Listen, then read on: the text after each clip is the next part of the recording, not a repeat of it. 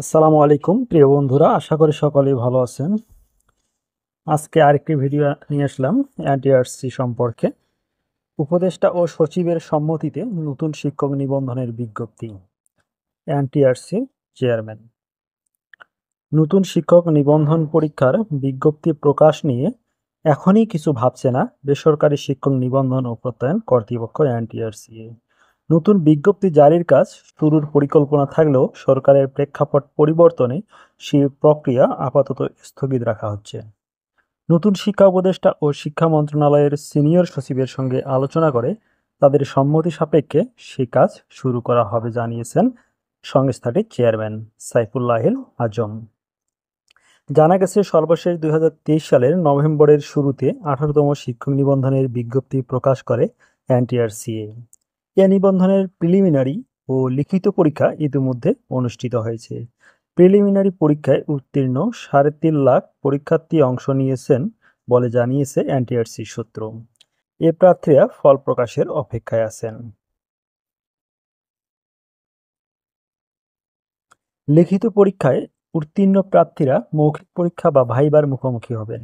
ভাইবায় উত্তীর্ণ প্রার্থীরা শিক্ষক নিবন্ধনের সনদ পাবেন। এমন পরিস্থিতিতে সদ্য উচ্চশিক্ষার গণ্ডি পার হওয়া অনেকে ১৯তম শিক্ষক নিবন্ধন পরীক্ষার বিজ্ঞপ্তি জারি সম্পর্কে দ্য ডেইলি ক্যাম্পাসের সঙ্গে যোগাযোগ করে জানতে চাচ্ছেন। এ বিষয়ে জানতে চাইলে NTRC chairman Mohammad Saifullahil Azam the daily ক্যাম্পাসকে বলেন, নতুন শিক্ষা উপদেষ্টা ও শিক্ষা সচিব দায়িত্ব পেয়েছেন।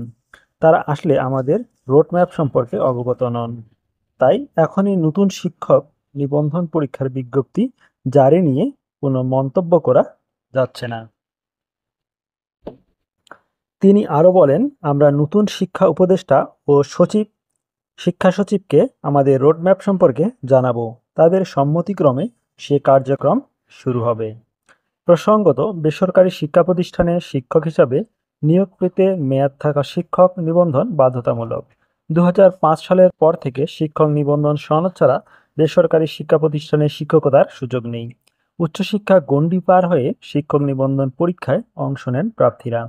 প্রিলিমিনারি, লিখিত ও মৌখিক পরীক্ষা দিয়ে চূড়ান্তভাবে উত্তীর্ণ প্রার্থীরা শিক্ষক নিবন্ধন সনদ অর্জন করেন।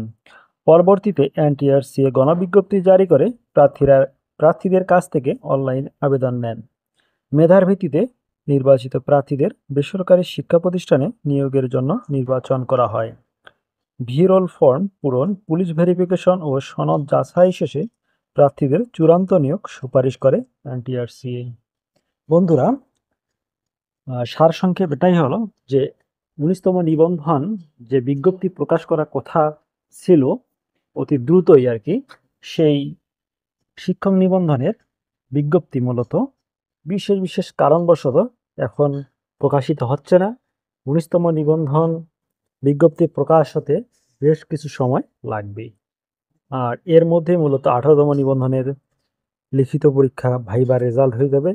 তারপর পরই মূলত ১৯তম নিবন্ধনের রেজাল্ট পেয়ে যাবেন আপনারা। বন্ধুরা, আর ১৯তম ১৮তম নিবন্ধন লিখিত পরীক্ষায় এবার কম নাম্বারই আপনারা টিকে যাবেন।